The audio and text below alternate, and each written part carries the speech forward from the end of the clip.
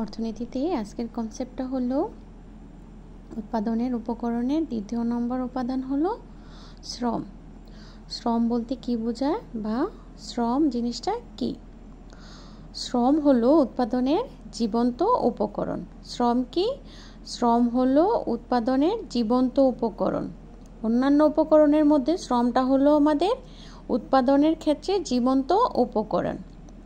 সাধারণ অর্থে শ্রম হলো মানুষের শারীরিক বা দৈহিক পরিশ্রম। সাধারণ অর্থে শ্রমটা কি? মানুষের শারীরিক ও দৈহিক পরিশ্রম।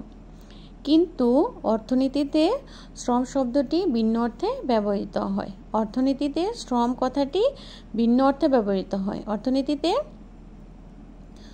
উৎপাদনে নিয়োজিত মানুষের যে দৈহিক ও মানসিক পরিশ্রমের বিনিময়ে পারিশ্রমিক বা দাম দেওয়া হয়ে থাকে তাকে শ্রম বলে।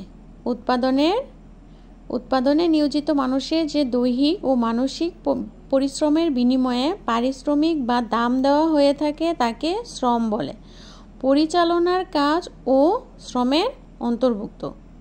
কোনো একটা জিনিস পরিচালনা করে যিনি, ওটাও শ্রমের অন্তর্ভুক্ত। শারীরিক হোক মানসিক হোক, এগুলি হচ্ছে আমাদের শ্রমের অন্তর্ভুক্ত। মিলের চারুদার ও মিলের ম্যানেজারের শ্রম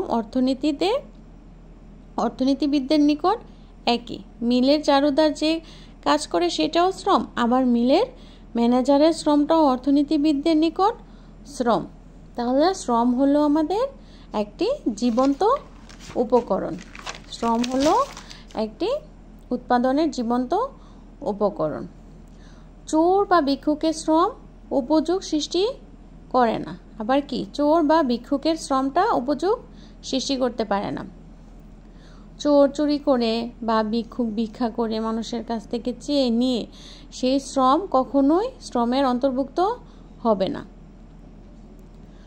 তবে নাচ ও খেলাধুলা প্রদর্শন করে অর্থ উপার্জন করলে তা শ্রম হবে।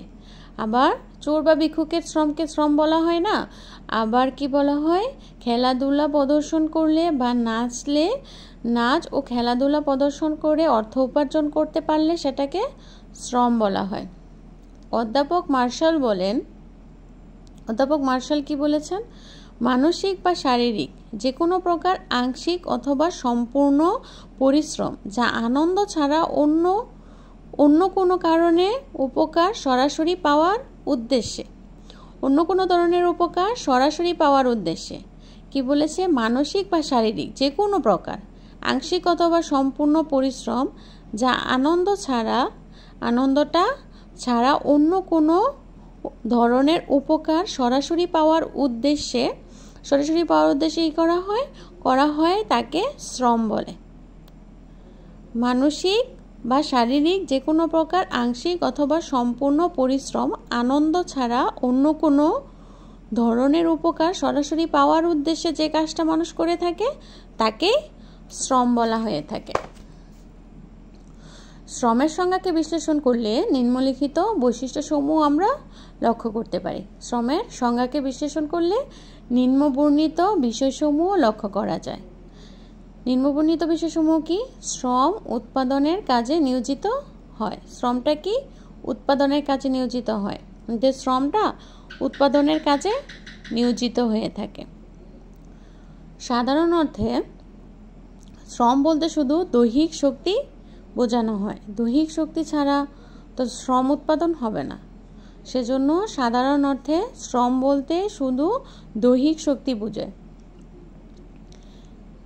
জীবজন্তুর পরিশ্রম উৎপাদনে নিয়োজিত থাকলে অর্থাৎ উপযোগী সৃষ্টি করলেও তা শ্রম নয়।